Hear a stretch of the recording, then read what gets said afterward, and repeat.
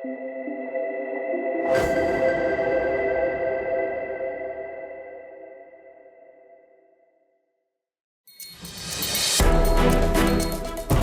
week on Chicago Newsroom 2.0, Sufyan Sohel, Swathi Staley, Jeffery Beckham, and Claude Robinson joined the Roundtable to discuss a parade of challenges facing the Johnson administration, including a very public and very messy battle with CHA Board Chair Matt Brewer. Southland Development Authority CEO Kemp joins us to discuss a new community investment strategy designed to accelerate industrial, commercial, and residential development across Southland municipalities. Fathers, Families, and Healthy Communities Executive Director Dr. Clinton Boyd Jr. returns to the newsroom to discuss the Fathers United program. And CAN-TV's Chief Education Correspondent Adrian Segura is back with a new installment of the Education First Report. I'm Glenn Eden. And I'm Darrious Hilmon. We've put together an incredible hour of local news and information that matters most to Chicagoans. And it all starts right now.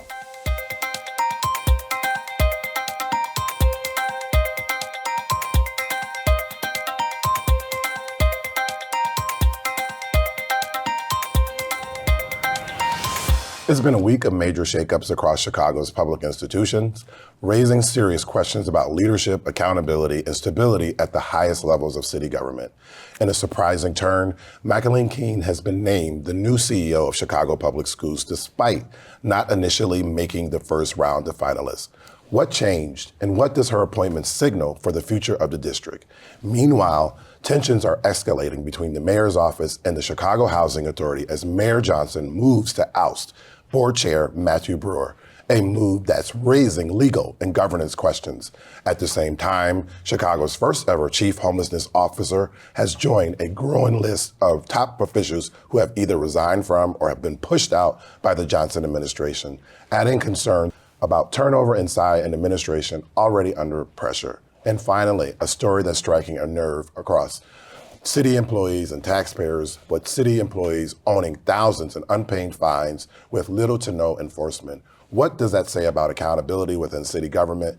Joining me to try to make some sense of it all are four of our most favorite Roundtable regulars: Sufyan Sohel, Chair of the Cook County Commission on Human Rights; Swathi Staley, partner with Just Act Partners; Jeffery Beckham, CEO of Chicago Scholars; and the man who has no fear of a four-letter word, Claude Robinson, President of Onyx Strategic Partners. Friends, welcome back to the newsroom. Let's dive right in. Thanks for having me here. Absolutely. So, McElleen wasn't initially among the top finalists. And what does her late emergence say about the integrity and transparency of the CEO search process at CPS?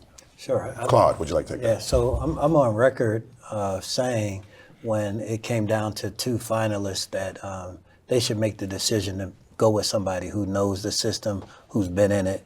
So as a parent of children with the Chicago Public Schools, I was glad to get the email that said, she was in the new role. And I don't think it was a political decision. I think they did a great job of making the right choice for the person in that specific role. And hopefully they've learned some lessons about this process, that the person needs the resources, they need the support, the autonomy to do what's right for the district, and more importantly, help raise the profile of her in that new role. Absolutely. I want to come over to you, Jeffery. Claude says really he doesn't feel like it was a political decision here. Is it a practical one? Is it a reflection of deeper divisions behind the scenes within CPS leadership and the school board? What's your take on this? I think it's a mix of both. I think that at the end of the day, it's definitely a practical decision. After talking to many members of the board, members of the teachers union, people that are principals, many were very excited about McElleen's selection. And I think what happens oftentimes, especially when you sit in the interim role, I was an interim CEO before, I know the process, that's a show and prove opportunity. And I think she did a fine job and proved out in a very difficult situation with budget issues and all the things going on in CPS, that she was the right person for the job. And can I say really quick, she's in the role now, but being in Springfield, and there's been a lot of critique about the mayor not being able to have great relationships down in Springfield. Her team that's down there are visible, and they're working their ass off down there on behalf of CPS. So right away out of the gate, I want to give her some real kudos for that. Yeah, that's a big hurdle to really get through. And so on that note, like, what do you think are the immediate challenges that she inherited? I mean, from budget pressures to enrollment declines, and does she have a mandate in the support to address them effectively? I mean, the mandate comes from the community, right? Ultimately, parents, the kids voting with their attendance, being in school in butts and seats. And I think, the better and more she continues to build consensus, being present in Springfield, still having the support of the mayor's office, she can do the work. But the biggest challenge is the dollars and cents numbers. I mean, she's inheriting a $521 million deficit, could be as much as $1 billion next year. There's a real challenge there. And you're going to be challenged with, how do you generate revenue? Do you look at the loan that was mentioned last year? Do you cut expenses? How do you run with the burn rate that CPS has without really having the revenue to support it? So it's a big hurdle. Yeah. I mean, I think when it gets down to any major agency that starts with a C, this last question really gets into like the unconventional, hiring process that we've seen across the board with those Cs. And, how does this impact trust among parents, educators and stakeholders who have already been watching this, and rightfully so, this search closely? Yeah.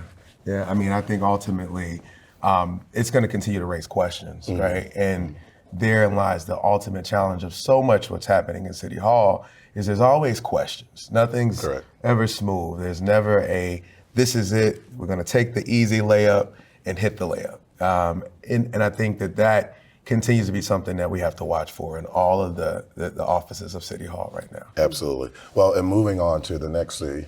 Oh, sorry. No, I was just going to say, jump in. I think a common theme that we've seen across the weeks of talking about City Hall stuff is process and transparency, right? And there's very little transparency on the process and the decisions being made. And I think that's the biggest challenge that any new leader has, is how do we build that trust again? Yeah, absolutely. And then we've seen this like transparency from what the board wants of these, critical organizations to the city, and then what the mayor wants. How can, where does transparency begin when there's such misalignment that we've been publicly showcased? Up top. Yeah. It starts with leadership, right? You model what that's supposed to look like, and then there's a trickle-down effect. And you show this is how we're going to do it. You set the tone and you set the practice, and then you mandate that everyone else follows that same example. But when it's not really being done at that level consistently, then I think we have problems. Yeah, absolutely. Well, moving on to the next C, CHA, and the mayor's attempt to remove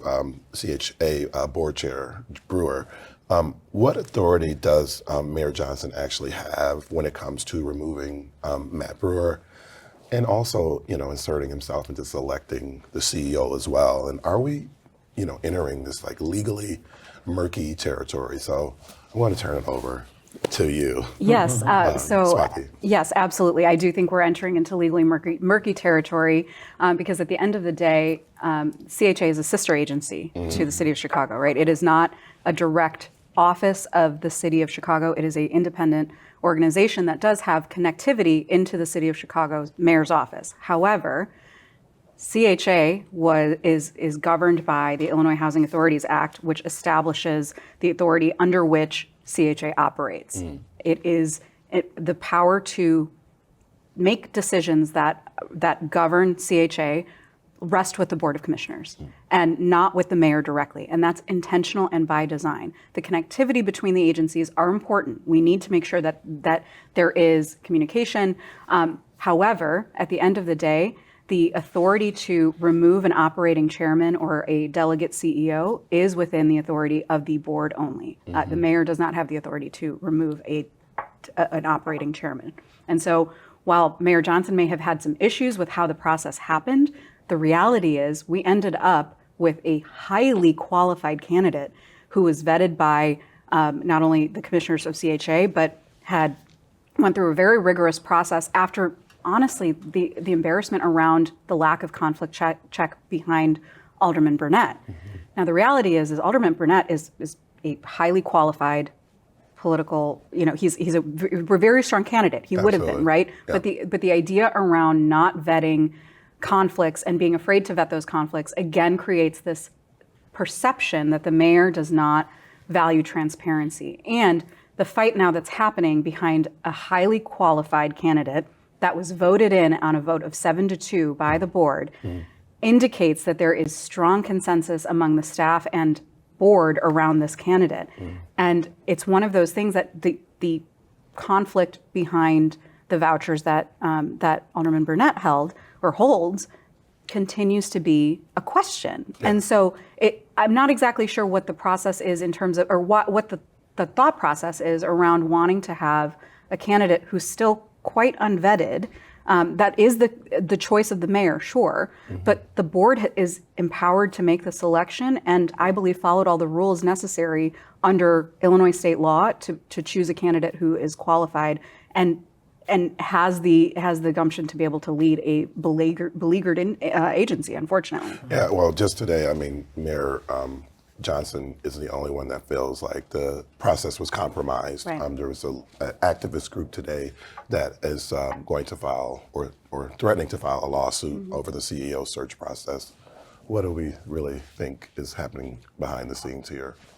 I mean, I think it's a power struggle. I think the mayor and his team are trying to just assert their dominance over all the different political spheres of the city. And unfortunately, what happens is that those waiting for housing decisions get affected, right? We're at a time where prices are going higher and higher and people's daily lives are being impacted. And when we can't get our shit together at a top level, like it's the people, our people who are hurting.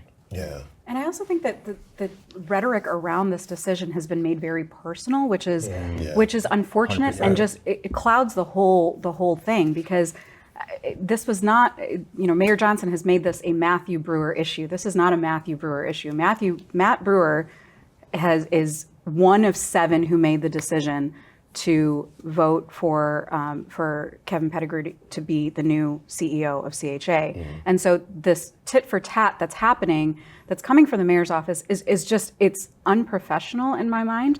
And I think that there is a lack of accountability by pointing the finger at one person, and especially because Matt Brewer stepped into a role and has exercised a lot of integrity in my mind in trying to do the process the right way. Never said, that Alderman Burnett was not a qualified candidate, but wanted to go through the process. I've said this on this show before. And so it's the finger pointing that I think is just diminishing the integrity of this entire process, and frankly doesn't make anyone look good. This is an agency that needs to be run well, and it's high time that we have somebody step into the roles. Yeah. Did you want to say something? Yeah, I mean, I just think it's a way to have mayoral prerogative, right? Like to do that without eviscerating the folks that you disagree with when they make a decision that you may not be on top of or in line with. And what we've seen is, I don't agree with the mayor. I'm in this seat. I was appointed by him where I had a strong relationship with him, and then it just blows up. Yeah. And when they're exiting out the door, you're tearing people down. Yeah. And that feels very red MAGA-ish to me. And I always say blue MAGA is as bad as red MAGA. And we should not be doing, I'm a Democrat, transparently, we should not operate with the same kind of visceral and that energy that they do when they do that to other people as well. Well, speaking of which, I'm going to switch over to a topic that we really cover just about every week, and this is the latest edition of it. The chief homelessness officer, Cindy Soto, is the latest in a string of high-level departures. And what does this pattern say about internal stability or instability, within the Johnson administration? So the public perception is just bad. Yeah. And I think it'll overshadow what processes and policies that may be in place. It just looks like a trail of mismanagement, miscommunication, and it just doesn't send a positive for the city of Chicago. And people leave for so many different reasons, right? But when we see it over and over, week by week by week, it shows instability in the process. And again, I have to reiterate, it's the people who need these services who are most impacted. Yeah, and there's just a lot of rhetoric, again, like the rhetoric around it, right? We saw this with Deputy Mayor Gatewood as he exited, the rhetoric around shaming his purported actions, despite all of those numbers being trending the right direction from a community violence perspective. It's just frustrating that again, the professionalism and sort of the decorum that should befit the mayor's office is not being held. And decorum for the sake of decorum I should not exist. I firmly believe that, but it just feels like there's a lot of mudslinging. There's a lot of things that are coming out as people are departing, not necessarily with the chief homelessness officer, but we're getting a sense of turmoil behind the scenes. And so every new departure, despite that there could be a good reason for departure, is clouded in this sort of rhetoric that follows other departures. Mm-hmm. Well, I'm going to switch over to another fun topic that's been breaking news. City workers owning fines without enforcements, and we're talking like a lot of money here. And so the report showed that city employees owning significant unpaid fines. How widespread is the issue, and how has it gone, largely unenforced? I mean, how do I become a city employee so I don't have to pay these fines, right? Right. But it's an equity issue, right? Like, why do we have double standards for residents and versus city employees? Why are they not being held to the same standards and accountability that I am as a resident? Yeah, I mean, to some degree, it should be a higher standard, right? Agreed. Yeah. Especially when the fines and fees that are being paid go to funding your salary. Mm-hmm. Like, what's good for me should be good for everyone else. Yeah, and I think this isn't just a Mayor Johnson problem. Right. This has been a Chicago problem Yeah. for decades, and people weren't held accountable under a number of different administrations. And then these are Chicago residents.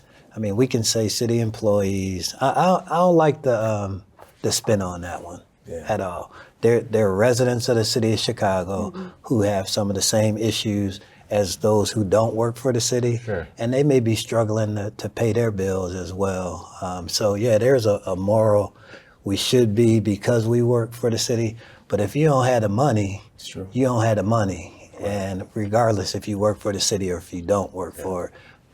Yeah, I'm glad you said that, Claude. I think all of the issues combined that we're talking about today similarly have been issues of past administrations. No doubt. Let's not act like that wasn't the case. Right. I think the reason why so many people feel so strongly about it is because there was a lot of hope around Brandon Johnson's administration.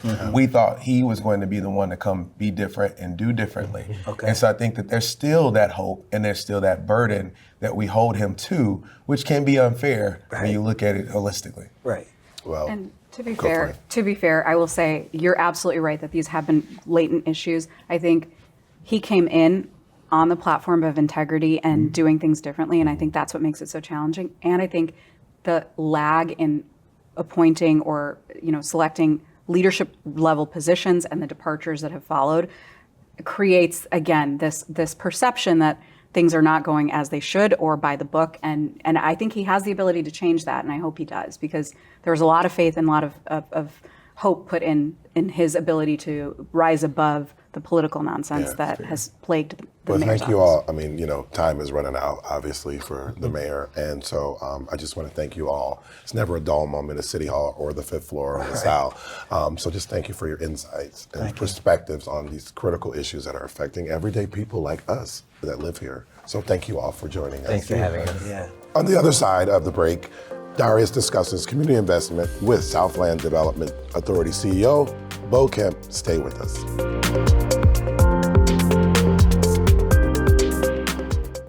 In Chicago, the Inspector General is supposed to answer to no one. But what happens when that independence is tested? Wednesday, April 15th at 8 p.m., CAN TV presents The Exit Interview. There is a widely held belief that Mayor Johnson is forcing you out of this role. Is that belief accurate? Exclusively on CAN TV Cable Channel 19, streaming live on cantv.org, the CAN TV Plus app, or on the CAN TV YouTube channel. On the season premiere of In the Money, it's all about level setting, understanding where you are financially while giving you practical tips and actionable steps to help you move from simply surviving to thriving. Join the conversation April 15th at 7 p.m. exclusively on CAN TV Cable Channel 19 or stream live on cantv.org, on the CAN TV Plus app, or on the CAN TV YouTube channel.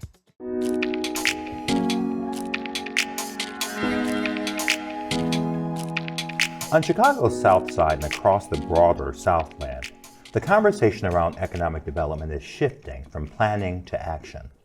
A new initiative aims to accelerate investment, unlock long-stalled projects, and bring real momentum to communities that have too often been left out of traditional development pipelines. At the center of that effort is Southland Development Authority CEO Bo Kemp, who is leading the launch of Horizon South Real Estate LLC, a bold new platform designed to drive equitable, large-scale real estate development across the region. Bo, welcome to the newsroom. Thank you for having me. It's a pleasure me. to have you here. So this is a conversation that's always important to us and to our viewers. Absolutely. So for the viewers who are hearing about Horizon South for the first time right now on this conversation, what exactly is the initiative and what specific gap is it being designed, or are you and your team designing it to fill in the development ecosystem in the Southland? So first, let me just explain what the Southland Development Authority is, and thank you for having us here and giving us a chance to talk to you and everyone who is watching. We are a not-for-profit organization that's designed to be a regional economic development organization. So we represent the 45 cities, towns, and villages that are in the south suburbs of Chicago. Okay. So think everything that is kind of to the left of 55 if you were to go straight west, all the way outside of the border of the city of Chicago itself, all the way until you get into Kankakee County, Will County. It's a large swath of land. It's 700,000 people, so it's bigger than Baltimore, D.C. by population. Wow. It has both corn and soybean farmers. It's got sprawling neighborhoods like Country Club Hills, and it's got densely populated neighborhoods, all connected to one that you can drive through in a 15-minute drive. So it's very unique relative to many of the other neighborhoods or suburbs around the country. And our job is to foster economic development across all of those different areas. One of the key areas is around real estate development. And so we did something unusual as a not-for-profit organization, which was to create a development company called Horizon South Real Estate. And the intent behind that is to do a couple of things. Number one, to put our money where our mouth is. We believe that the south suburbs is actually a better investment opportunity than has been recognized by the broader investment community. And many investors are more lemmings than they are leaders, meaning that they need to see someone else make an investment before they will follow suit.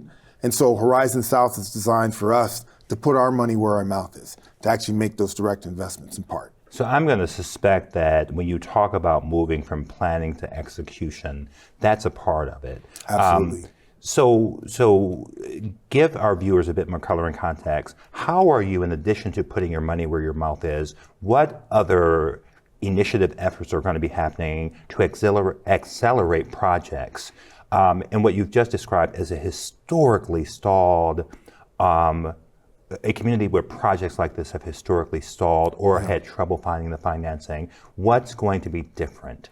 So a couple of things we think are going to be different. And part of what we have been doing is saying to folks, listen, to make the entire state of Illinois work, you have to make the Chicagoland region work. But the key to the Chicagoland region is affordable housing. And that affordable housing needs to be in proximity to transit-oriented development, meaning public service lines that get you in and out of the city and to other parts. And we happen to have in the south suburbs of Chicago the best opportunities to identify land, abandoned property that are in proximity to transit routes. And because of that, we've created Horizon South to help us acquire that land, redevelop that land, and partner with other people. We don't have to do all the development ourselves, but we initiate that by doing what we call horizontal development, where we acquire the land, we get entitlements and zoning, we get all of the things set up, and then we go to private investors, many of whom wouldn't take the initial risk to acquire the land or do the zoning. They're lemmings. But once they see that that's done, they're more than happy to come in and do what we call the vertical development. So we instigate the development, overcoming the issues that have historically been a problem by doing the horizontal work, and then we bring in partners. Sometimes we'll do that work ourselves, other times we'll do it in concert with a private developer, and sometimes we'll sell the land that we've kind of started to put together to the private developer for them to move forward with a project.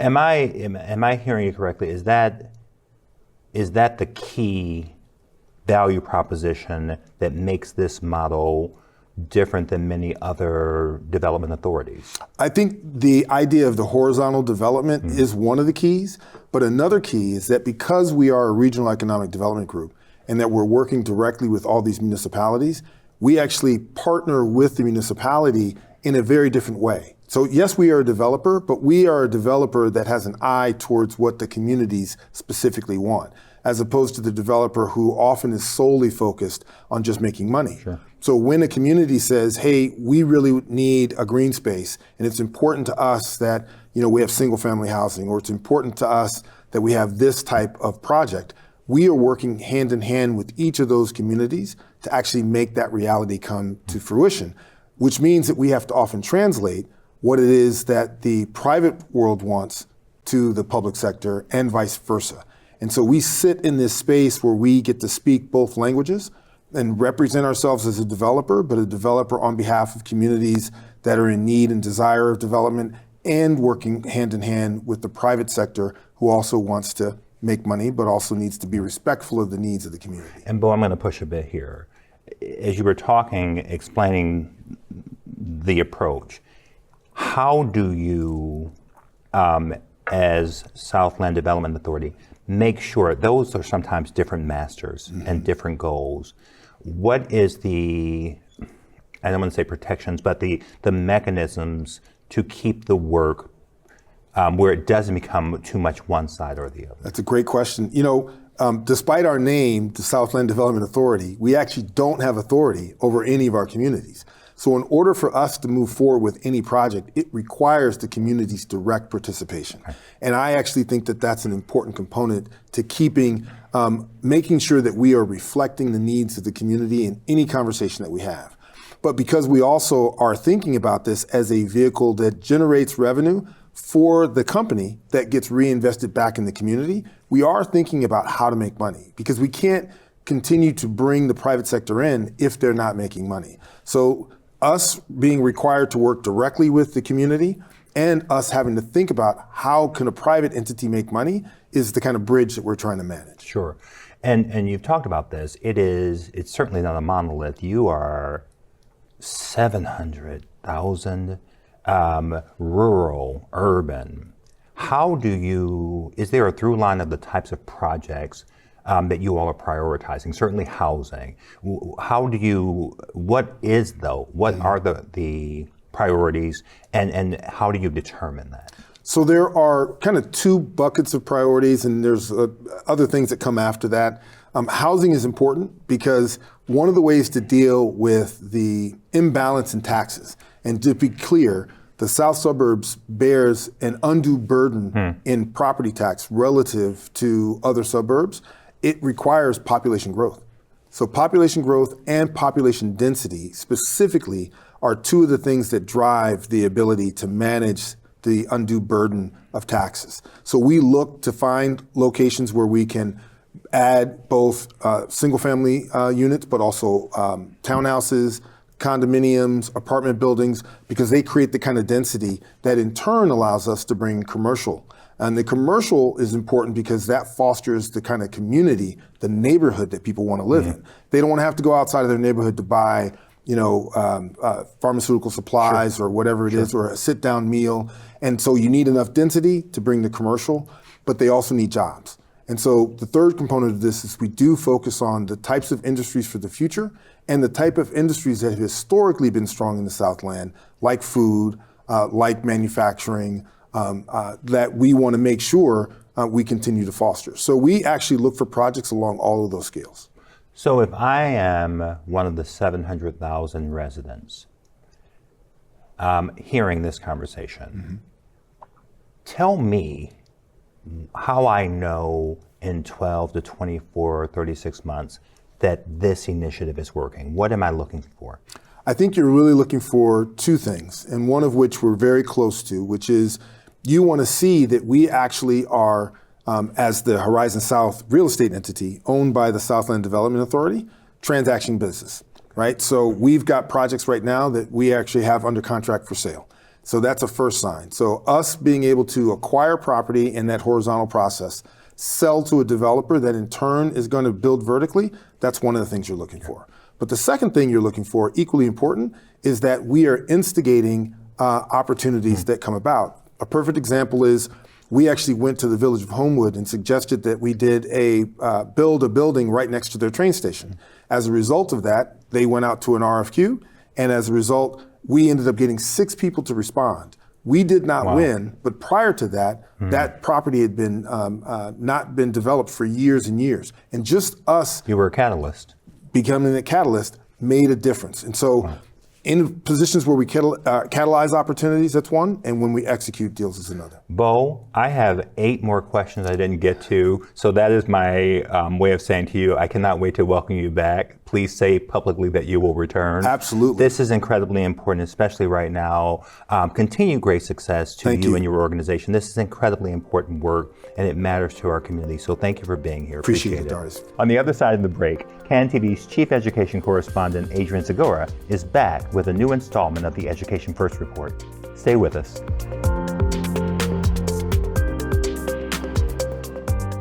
Real patients, real donors, real stories that save lives. The National Kidney Foundation of Illinois' podcast, The Journey Continues, featuring transplant recipients, living donors, and top medical experts, is on TV for the first time. Join hosts Sarah Jane Charles and Monica Fox for conversations that could save your life or someone you love.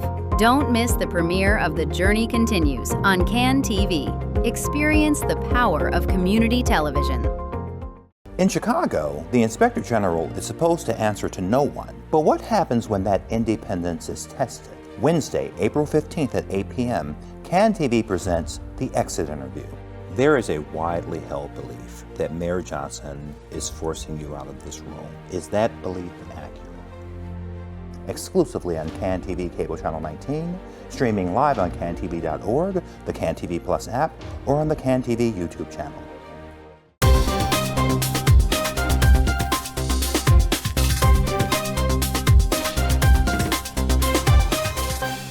Education is most effective when the voices of students, parents, and communities are not just heard, but centered. That's the idea behind a new push to bring Chicagoans directly into the conversation about the future of our schools. In this edition of the Education First Report, I'm joined by Arnie Rivera, the new Executive Director of the Chicago Education Alliance.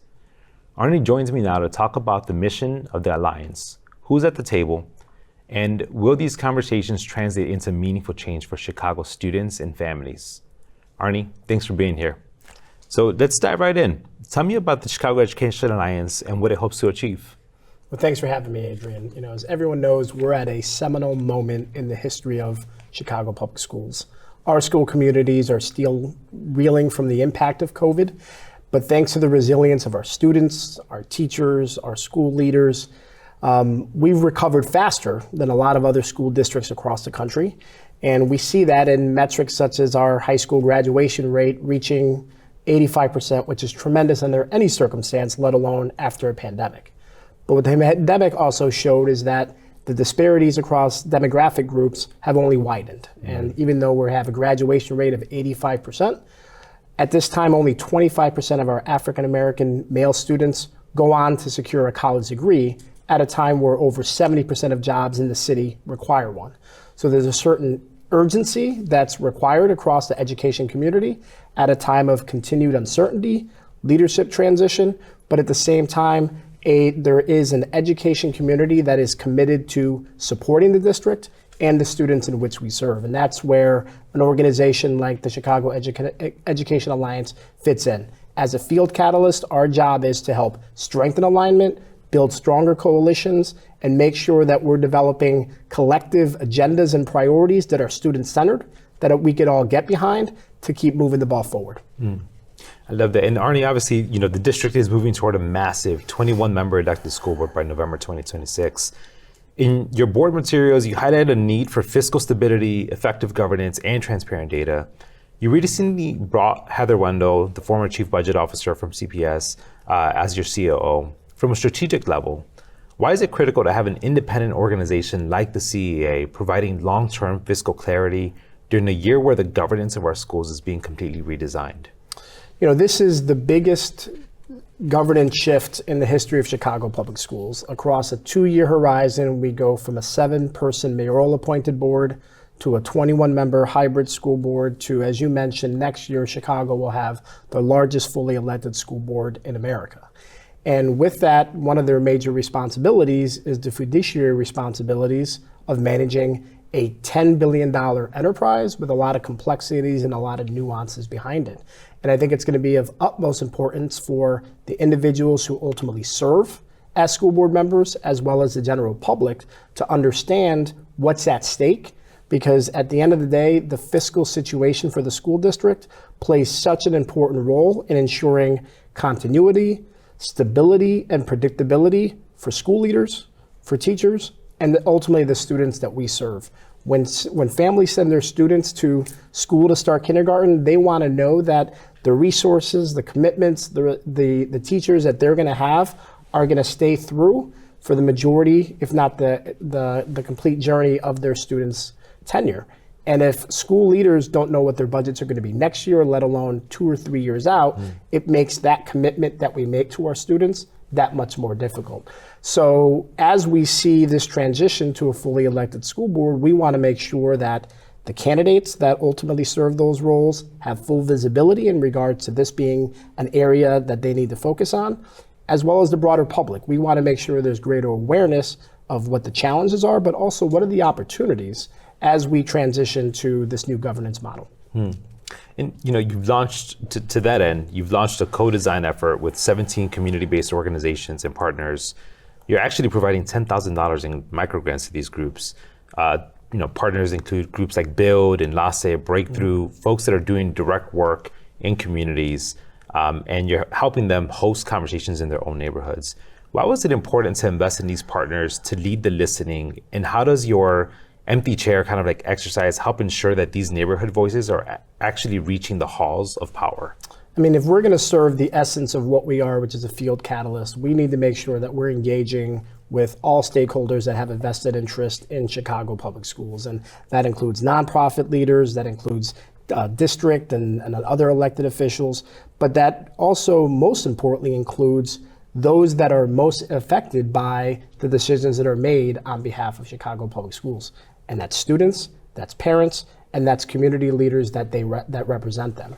And we wanted to be sure that before we start identifying what are our priorities, what are the recommendations associated with this work, that we actually hear from, make sure that we're informed by, and ultimately help develop policies and advocacies in partnership with those most impacted by these decisions, especially those furthest from opportunity, so that they're the most well-informed, viable, actionable decisions. But more importantly, if you're involved in the decision-making process to help identify priorities, you will be better equipped and be willing to help support the advocacy for those efforts. And I think that was why it was very important for us to, the way I like to say it is, let's not give the answers to people before we hear the questions that they may have. I like that. And from just in here articulate, obviously you've held many roles in Chicago. You've been a teacher, you've been a parent, you've been on the board, you've held cabinet level roles.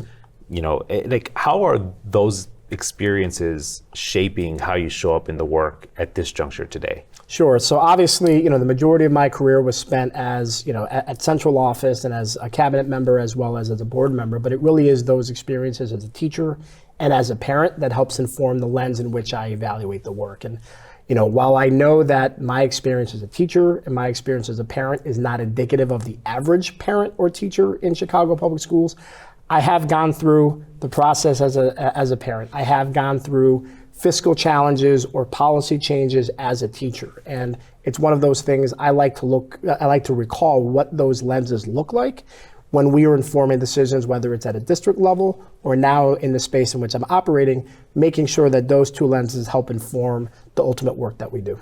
And, kind of big picture as you're thinking about, 1 year, you've been in your role for a few months, but obviously been a part of the education team for many.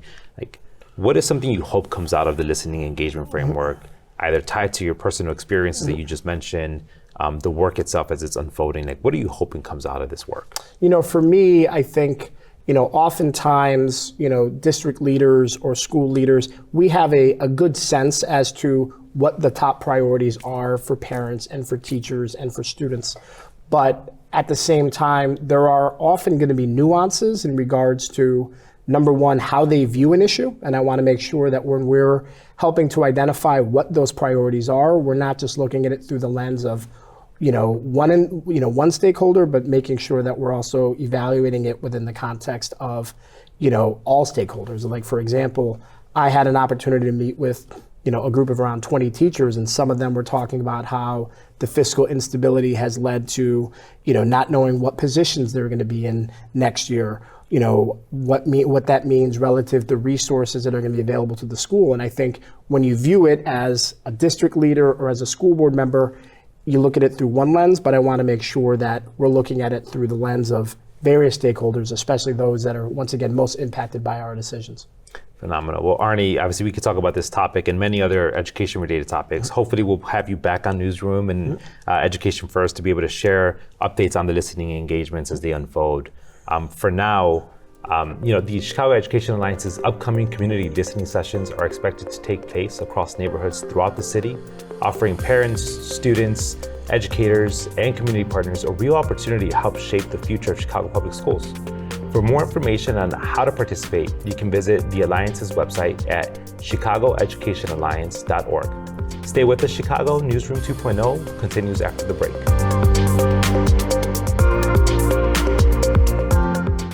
In Chicago, the Inspector General is supposed to answer to no one. But what happens when that independence is tested? Wednesday, April 15th at 8 p.m., CAN TV presents The Exit Interview. There is a widely held belief that Mayor Johnson is forcing you out of this room. Is that belief accurate?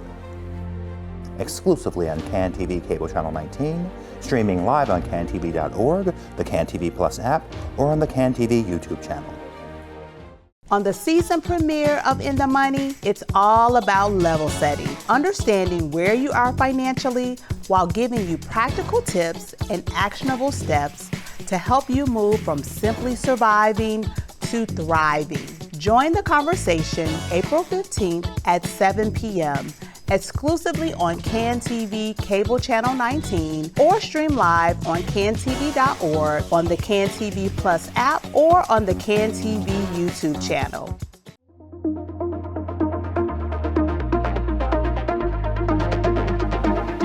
Strong families are the foundation of strong communities, and for many fathers, having the right support system can make all the difference. Across Chicago, one organization is working to empower men to fully show up for their children, not just as providers, but as present, engaged, and confident parents. Joining us now is Dr. Clinton Boyd, Executive Director of Fathers, Families, and Healthy Communities.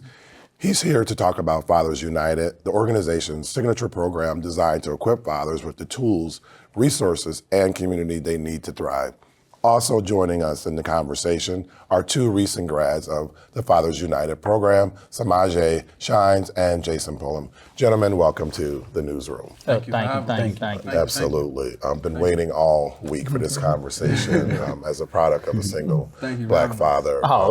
Who had me as a teenager, and just knowing the story and the vision for the organization is just inspiring. So it's just really wonderful to have you here today. So Dr. Boyd, for viewers learning about it, what is Fathers United and what specific challenges is the program designed to address for fathers in our communities? Yeah, well, thank you for the question. And before I answer your question, I also just want to say thank you to Chicago Newsroom 2.0 for continuously providing fathers, families, and healthy communities with a platform to talk about the positive work that we're doing in the community. And much of that work is made possible by way of our signature program called Fathers United. It's really a holistic based program that allows us to work with fathers and father figures in ways that will uplift them and support them, because many of them have very complex realities that they're grappling with. Trauma is real for a lot of the men within our community, so providing them with a safe, healthy space to process a lot of what they're dealing outside of those four walls within the context of programming is something that's very important to the guys. Yeah. We also provide health and wellness services to the men that are culturally appropriate, from yoga, meditation, Reiki sound healing. And we provide legal aid on an as-needed basis for guys who may need support with child support assistance or child custody-related matters. Great. What are some of the key skills or tools that fathers can walk away from after completing the program? Well, one of the biggest ones is parent education. A lot of the fathers and the men that we work with, they care a great deal about their children or the children that may be under their care, but they don't always have the tangible skills associated with rearing or raising a child to be healthy and whole.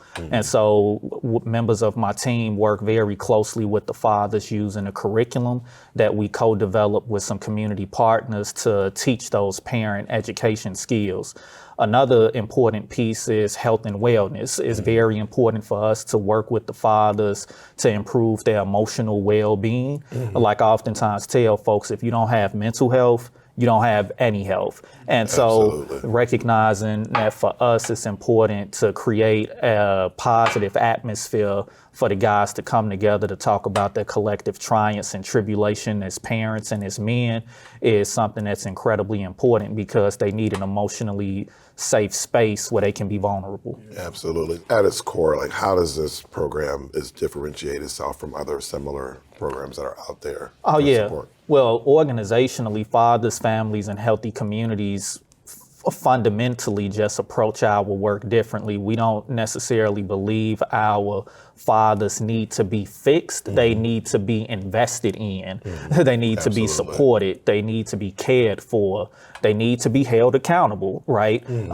But we don't necessarily call fathers out. We call them in to their greatness and provide them with a blueprint and a roadmap that will hopefully allow them to achieve whatever their personal goals may be, but also recognizing they have a responsibility not only to the children within their households, but there's a communal responsibility that we have as well. And so we do a lot of work organizationally to make sure that our brothers know that, one, we love them, we care for them, and me personally, I'ma never violate the oath that I made to protect them, and just make sure that we are building something that has a strong, solid foundation in place, because once that foundation is firm, we can continue to build.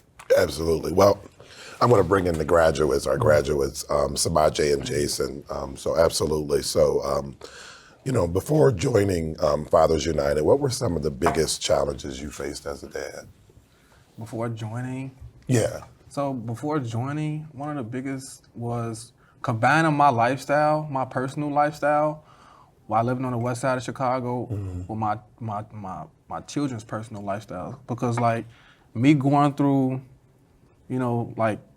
either jail or just, jobs back and forth, I gotta mix that into thinking about my child. Absolutely. You know what I'm saying? So it's like, I got two different lives to live and two different lives to protect. So just, having to deal with both of those at one point in time, also in a war zone, it's kind of hard, because, I gotta protect both people, think about both people, my life and somebody else's life at the same time. So just, mixing those together is a big, absolutely. big problem. I can imagine. What about you, Jason? I'm going to clear up, go back on to that too with Samaje. I'm going to clear him up a little bit too. I get what he's saying. He basically just living in the environment and trying to take care of a kid. It could be the well, and it could be draining and stressful, you feel me? But at the same time, my situation, me personally, I think if it was my financial wise stable, you feel me? I ain't had the income to provide for my kid or to make sure they was cool. So my brain was everywhere, all over the place, to trying to make sure they cool and keep a smile or a meal for them to barely feed them in the morning. So it's just the vibe of me living around. So that's what. You're saying a mental, this is also a mental thing that you gotta, go through and take with you. Also, every single day you wake up, so Yeah, absolutely. Well, I want to ask one question. Can you share a moment or a lesson from the program that really shifted how you show up for your child or your family? My guy, one, because at first I had no hope. Like, I'm gonna keep it on, I had no hope, like no idea that we had power and we had like authority and a lot of say so. Cause at first in my mind, like women, we just think how the women got all the power over, all the authority over us. So it's like, I feel like we just didn't ever had nothing. You know, we go through with child support and all the letters trying to be served for being the dead. So it's like when they came and showed me these pros and cons and these tools, that men still had power and that like we still got like some certain type of say so that they can speak for us and they can hear us out. That's when I made my decision and like really go describe with it. Like, oh, I got Jackson to be too. I could really get to it because they gave me these pros and these tools that I can use. At first, my baby mama and everybody else was like dwelling on me and feel like I ain't had no answers. So now they gave me these answers. So now I'm completed and I'm ready. And that's powerful in itself to have that self-empowerment. Yeah, so with me, I mean, I really realized like the moment I had a friend, my best friend, he's locked up, he's incarcerated right now. So he got incarcerated right before Thanksgiving. So, and this was right before, I think I was either in Fathers and Family or right before we started the program with them. He got locked up and he had 2 kids. He got 2 kids that he got to take care of. So me seeing how, you know, no one was there for his kids, no man was there for his kids, I had to step up, you know, take place and, you know, talk to his kids or send money to his kids about his kids something for like Thanksgiving or, you know, their birthdays or whatever it was. So I had to like be that, you know, replace that, you know, with my life too. Like it helped me realize like I also got a bigger job than just, you know, myself, you know what I'm saying? Absolutely. So, you know, I also got kids I had to protect, whether it's my kids, my friend kids. All right. So, you know, that also changed the way I think about, you know, how my life will go you know, moving forward. Absolutely, it certainly takes a village for sure, and to be connected to that village, to be helpful and resourceful. Wrapping up, I'd like to ask you, Dr. Boyd, and especially if someone's watching tonight, you know, a father who may be struggling or unsure where to turn, you know, if they're considering this program, what would you say to him directly? That you are valued and you are valuable. And fathers, families, and healthy communities, we have a no wrong doors policy. We believe our men are more than the worst thing that they've ever done. And as long as they're willing to commit themselves to this transformative process, they'll always have a safe space with us. And we're not, again, into calling people out, we're about calling them into their greatness. And FFHC was created to empower the men within our communities. As my brother Samaje said, because it's not just about taking care of the children or the family within your household, we have a communal responsibility. And until we can work collectively to clean up our community will always be in the condition that it's in. So we're here. Absolutely. Gentlemen, thank you for being with us and sharing your stories and just the powerful program and initiatives that you have. It's going to be so helpful. So thank you so much. Thank you. On the other side of the break, Foxy COO Beverly Dines shares her thoughts on the country's unemployment crisis. Opinion is next.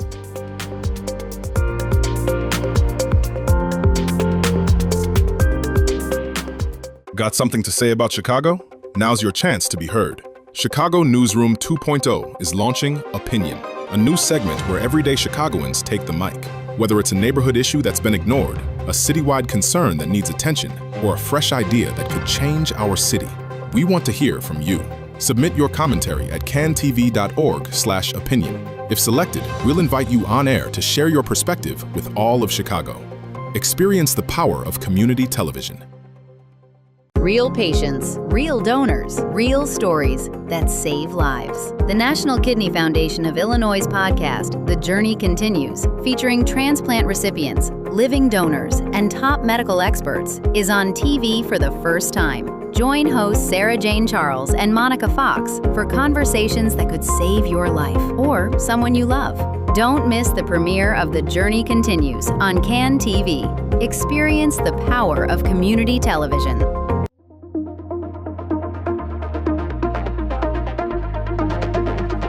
Here to share her thoughts on some important facts job seekers should know is Foxy COO Beverly Dines. If you've been struggling in the job search and this segment has found you, I need you to hear something nobody else is saying out loud. It is not you. I've spent over a decade scaling operations across healthcare, fintech, higher education, and nonprofits, the last 2 years as a COO. I've interviewed thousands of people, and I need to tell you what is actually happening. Challenger, Gray, and Christmas reported over 1.2 million job cuts in 2025, the highest since the pandemic. The Bureau of Labor Statistics reports Black unemployment at 7.1%, nearly double the rate for white workers. Fortune reported nearly 600,000 Black women economically sidelined since last February, and workers over 55 now face long-term unemployment at levels unseen since the 1970s. Companies are blaming AI and restructuring. What I'm seeing is poor business decisions repackaged as innovation. The talent was never the problem. The gatekeeping is. Chicago. We are leaving billions in untapped talent on the table. We lose the BIPOC entrepreneur who could scale a fintech company, the older professional whose wisdom could transform a hospital, the expertised Black woman whose leadership could drive innovation in a nonprofit. Companies, publish all positions publicly, audit your hiring algorithms, evaluate candidates on competency, not just credentials. Decision makers sponsor talent outside your usual network. These are not charity moves, they're strategic economic decisions. Job seekers watching, there is a ton of noise out there disguised as help. Here is one thing you can do today. Step 1, get clear on your target roles. Step 2, open an AI tool like Claude, load your resume, and prompt it with this. Based on my resume, give me 10 companies actively hiring for roles that match my experience with direct links to their careers pages. Step 3, apply. Let the tool match your skills to real opportunities instead of scrolling thousands of listings hoping something sticks. If you used to land roles and now you cannot, your value did not expire. Don't let this market lie to you about your worth. I'm Beverly Dines, and that's my opinion. We want to hear from you, Chicago. Got an opinion on a topic you've been wanting to get off your chest? Can TV is the place to do it. Share your opinion with us in 250 words or less. If your submission is selected, we'll invite you to join us on the air to present your perspective to the entire city. A few programming notes, and The Money returns for its 4th season, Wednesday, April 15 at 7 p.m. Host Tamara Durbin and Old National Bank Ben Juergens are back to give viewers financial tools and tricks to help them get, stay, and grow in the money. And directly following In the Money at 8 p.m. is the premiere of the Can TV special, The Exit Interview, featuring outgoing Inspector General Deborah Witzberg. It's more than the very candid conversation. The Exit Interview spotlights the role of accountability in Chicago and what happens when oversight becomes inconvenient to those in power. That's our time for this week. As always, thank you for making space for Can TV and Chicago Newsroom in your busy day. Before we go, Glenn, our viewers have probably watched you struggle for the past hour vocally. What were you doing Monday night that may have put your voice at some risk? Well, just like you, I am a Wolverine, a Michigan Wolverine, and I was in Indianapolis for the national championships to cheer on. Okay, you did, and cheered you did. 2 hours. Because let's be very clear, you're not quite like me. I did it from my bed going, yay, sleepy time. You were... Shame on you. I know, I'm gonna do better. Don't be mad at me, Wolverines. You were there, steps away from the court, experiencing this. And again, we're proud to be Wolverines in Chicago, but the fighting in the Illini, kudos, hats off, Absolutely. So proud, incredible. 2 Big Ten teams in the Final Four, incredible. So maybe by the time you're back in 2 weeks, you think this will heal up? Oh yeah. Okay, good. We'll be ready to go. Okay, good. I'll be spitting bars for sure. Okay, until next time, Chicago, thank you for joining us. Be well and well informed.